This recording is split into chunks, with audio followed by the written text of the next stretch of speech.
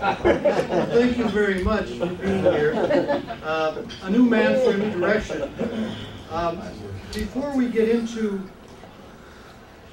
my speech tonight, I just would like to give some of you that didn't know me during the last administration, from 1988, I should say, to 1992, what were some of the issues.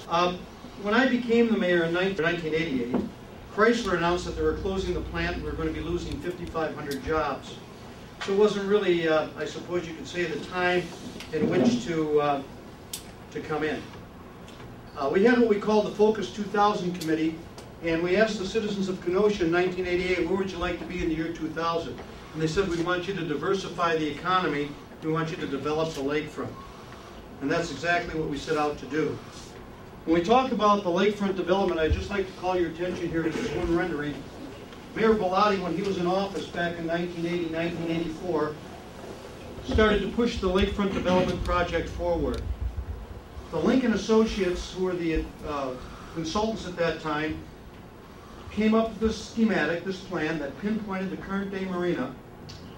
At that time, American Motors Corporation was not going to close in 1984, so the existing plant was there where the condos and the museums are and the boat building.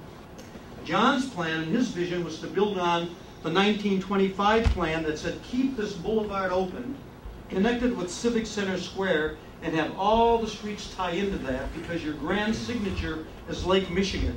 You don't have the Rocky Mountains, but historically, visually, the Great Lake is your signature. Keep it open. When Mayor Bellotti left office and we came on board, like I said, we wanted to develop the lakefront. A little perspective. This was the factory.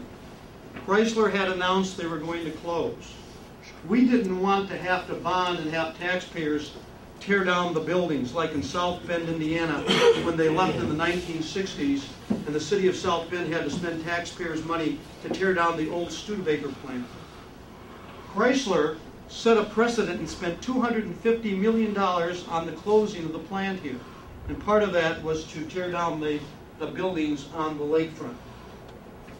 We went ahead with the plan to develop the marina, but what we said, we want to save $5 million. Let's pull in this breakwater, dig out Lakefront Stadium, bring the marina closer to CHOPS, and that's exactly what we did. So the city had to go ahead and develop the marina.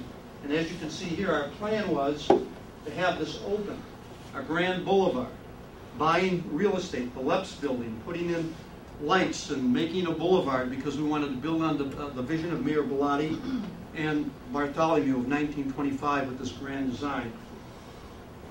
As time went on and the new administration came on board, philosophically I had a problem, because the company that owned this wanted to sell it to the city, which was great. The city bought it. Now the city's in charge of this land and responsible for anything that might be in the soil.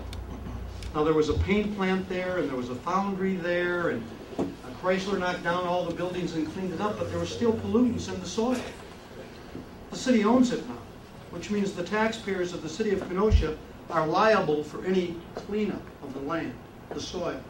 But the city is on the lam for any pollution that might occur on that site. I personally feel that's bad public policy.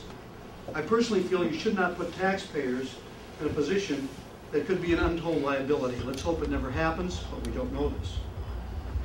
So the development went on. It comes time to try to get the marina off the city's hands. A guy comes in and says, yeah, I'll take the marina over, but I have to have something to make money. I'm going to lose money just on renting slips. I've got to build a boat storage building. Now, Captain Jim has operated a boat storage building for years and years and years. He's got two of them about 12 blocks from the marina.